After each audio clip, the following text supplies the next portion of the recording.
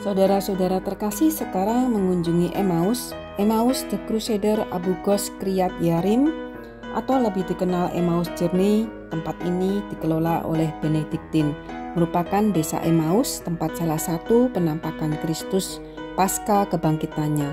Lukas bab 24 ayat 13-35. Ada beberapa kali Tuhan Yesus menampakkan diri setelah kebangkitannya. Tentu sering mendengar cerita ini, apalagi para Emmauser. Tapi di manakah letak Emmaus itu?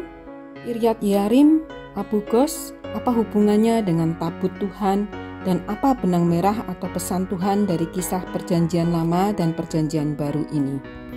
Simak juga penjelasan tentang Maria, sang tabut Perjanjian Baru, Bukit Kiryat Yearim. Apa sebenarnya yang terjadi di Emmaus Abu Ghos?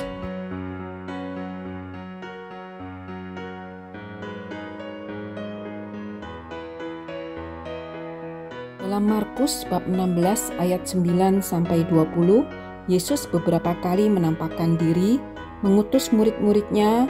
Yesus terangkat ke surga. Menurut Lukas, penampakan Yesus setelah kebangkitannya ada di Lukas 24 ayat 1. Malaikat memberitahukan kepada perempuan-perempuan itu. Lukas 24 ayat 13-35, Yesus menampakkan diri di jalan Emmaus yang akan dibahas dalam video kali ini. Dan Lukas 24 ayat 36-49, Yesus menampakkan diri kepada murid-muridnya. Lihat video ke-44 Upper Room. Lukas 24 ayat 50-52 adalah kenaikan Yesus. Yesus membawa mereka keluar kota sampai dekat Betania. Lihat video ke-28 The Chapel of Ascension, kapal kenaikan Yesus ke surga. Dalam Injil Yohanes bab 20 dan 21 ayat 1-14, Yesus menampakkan diri kepada murid-muridnya di pantai Danau Tiberias. Lihat video ke-11 The Primacy of the Saint Peter, atau keutamaan Santo Petrus.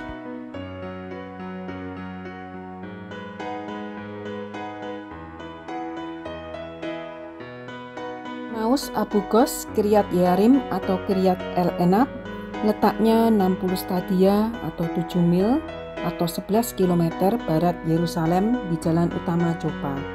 Tentara salib menetapkan Kiryat Yearim sebagai Emmaus. Mereka membangun sebuah gereja pada tahun 1140 dan menamakan tempat itu Castellum Emmaus. Kota ini sebelumnya dikenal sebagai tempat tabut perjanjian. Nanti akan diulas pada bagian akhir. Pada awal abad ke-19, kota ini berganti nama menjadi Abu Ghos. Gereja tentara salib ini sekarang dipulihkan menjadi Gereja Kebangkitan atau Church of Resurrection Abu Ghos Kiryat Yearim atau Kiryat El Enab. Disebut juga Emmaus of the Crusaders. Sekarang dikelola oleh Ordo Benediktin.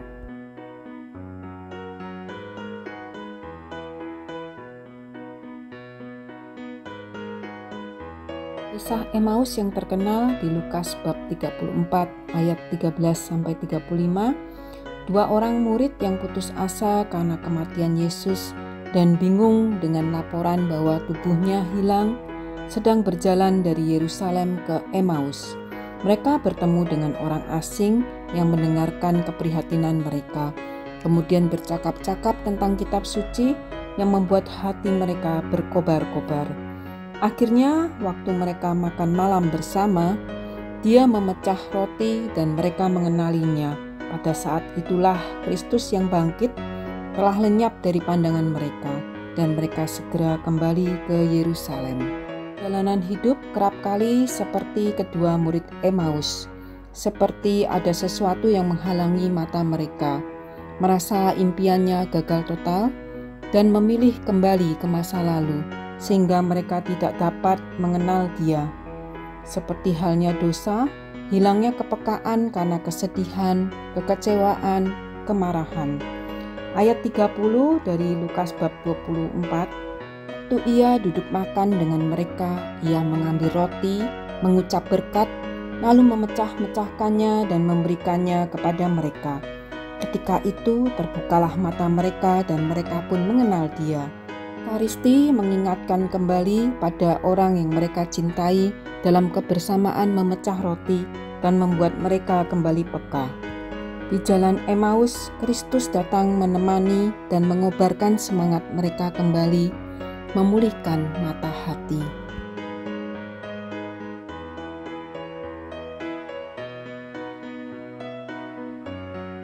Injil Lukas menyebutkan salah satu murid bernama Kleopas. Dalam tradisi menyebutkan dia adalah saudara laki-laki Santo Yosef, yang kemudian mati dilempari batu di luar rumahnya karena menyatakan keponakannya Yesus adalah Mesias yang diramalkan oleh para nabi.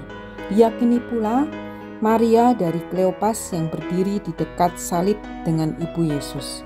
Tradisi yang sama mengatakan murid yang tidak disebutkan namanya adalah putra bungsu Kleopas bernama Simeon, melayani selama 43 tahun sebagai kepala gereja Kristen Yahudi di Palestina.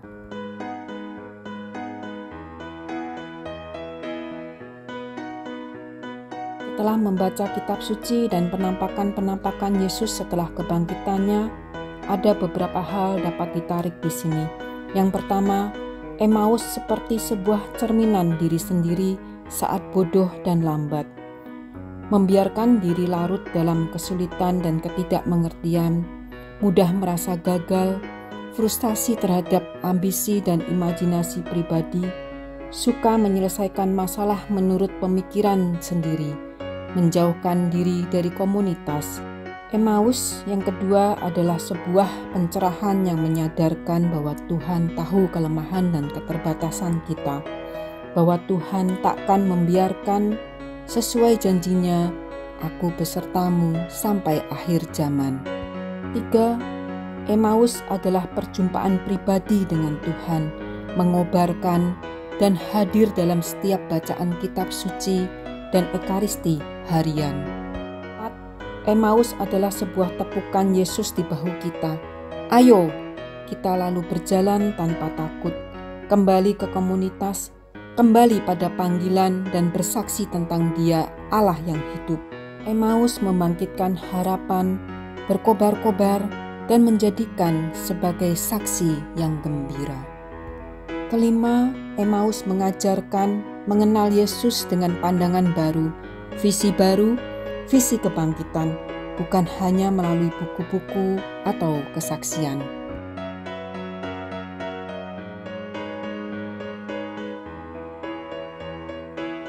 Menurut informasi, ada 3 tempat yang sampai saat ini dijadikan tempat untuk mengenang perjalanan dan perjumpaan 2 murid Emmaus yang sedang bersedih di hari Paskah pertama.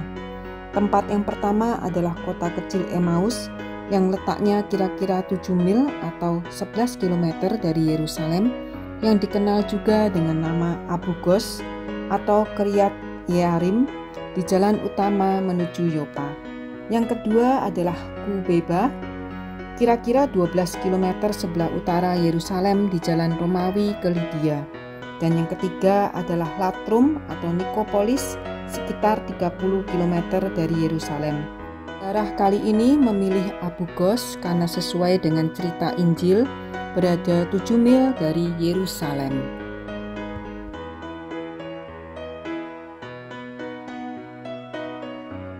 Emmaus of the Crusaders atau Gereja Kebangkitan atau Gereja Salib di Abu Gos. Namun, Gereja Kebangkitan bisa merujuk pada Gereja Makam Suci Yerusalem. Lihat video ke-42 dan 43. Sebuah bangunan Katolik dari struktur masa tentara salib dan bagian dari biara Benediktin Saint Mary di Abu Gos, Israel Tengah. Biara Benediktin di Abu Gos dibangun di atas fondasi Gereja Tentara Salib Kebangkitan atau Gereja Kebangkitan Tuhan Kita. Gereja ini didirikan pada abad 12 sampai abad ke-19. Orang Arab menyebutnya Kiryat Yearim atau Kiryat El Enab. Gereja bergaya Romawi awal Gotik dibangun oleh tentara salib pada tahun 1140. Tahun 1899 di bawah penguasa Benediktin Prancis. Gereja ini menggambarkan dengan jelas masa perang salib dalam gereja dengan lukisan dinding era tentara salib. Tetap menjadi salah satu contoh terbaik dari arsitektur tentara salib, terpelihara dengan baik daripada gereja kuno manapun di Palestina. Penggalian yang dilakukan pada tahun 1944 mengkonfirmasikan bahwa tentara salib mengidentifikasi situs itu sebagai Emmaus yang ada di Injil Lukas.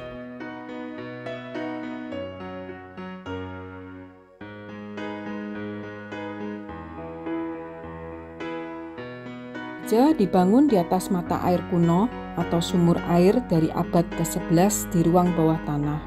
Digunakan oleh Legiun ke-10 Romawi ketika berkemah di sini setelah merebut Yerusalem pada tahun 70 Masehi. Gereja yang masih merupakan peninggalan dari abad yang sama ini sangat kokoh. Beberapa tahun yang lalu di dinding bagian dalam gereja, ketika lapisan yang ada dibersihkan, ternyata ditemukan gambar-gambar dari abad 12.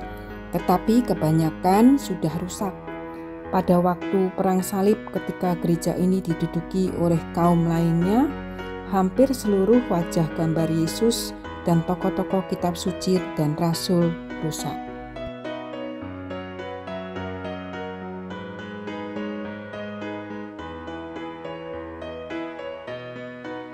Gereja ini berukuran 27,5 meter kali 20,6 dengan lebar dinding 2,5 meter.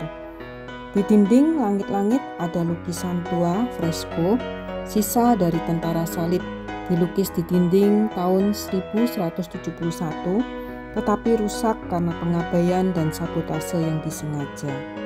Lukisan di atas altar menggambarkan 3 tokoh, Abraham, Ishak, dan Yakub.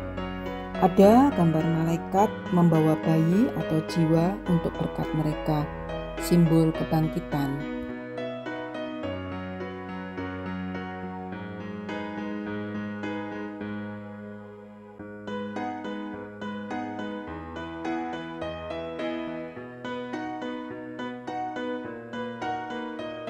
Mari mengenal Kiryat Yearim atau Abu Ghosh di masa sekarang. Kota ini sebelumnya dikenal sebagai tempat tabut perjanjian selama 20 tahun, diambil dari orang Filistin dan dibawa ke Yerusalem oleh Raja Daud sekitar 1000 sebelum Masehi. 1 Samuel 6 ayat 21, lalu mereka mengirim utusan kepada penduduk Kiryat Yearim dengan pesan, orang Filistin telah mengembalikan kabut Tuhan, datanglah dan angkutlah itu kepadamu. Memberitahukan bahwa di Kiryat Yearim tabut Tuhan dikembalikan oleh orang Filistin karena berbagai pengalaman buruk dialami mereka karena kehadiran tabut Tuhan. 1 Samuel 7 ayat 1, lalu orang-orang Kiryat Yearim dengan mereka mengangkut tabut Tuhan itu dan membawanya ke dalam rumah Abinadab yang di atas bukit. Dan Eleazar anaknya mereka kuduskan untuk menjaga tabut Tuhan itu. Kemudian dalam 1 Tawarikh 13 ayat 6 dikisahkan bagaimana Daud dengan mengambil tabut Tuhan itu membawanya ke Yerusalem dengan iringan tari-tarian dan nyanyian pujian. Daud sendiri ikut bernyanyi dan menari. Lalu Daud dan segenap orang Israel berangkat ke Baala, ke Kiryat Yearim yang termasuk wilayah Yehuda, untuk mengangkut dari sana tabut Allah yang disebut dengan nama Tuhan yang bertahta di atas kerubim. Tuhan dijemput kembali, namun Tuhan juga menuntut agar umat pilihannya tidak lagi menyembah berhala dan Allah lain, tetapi sungguh berbakti hanya kepadanya saja.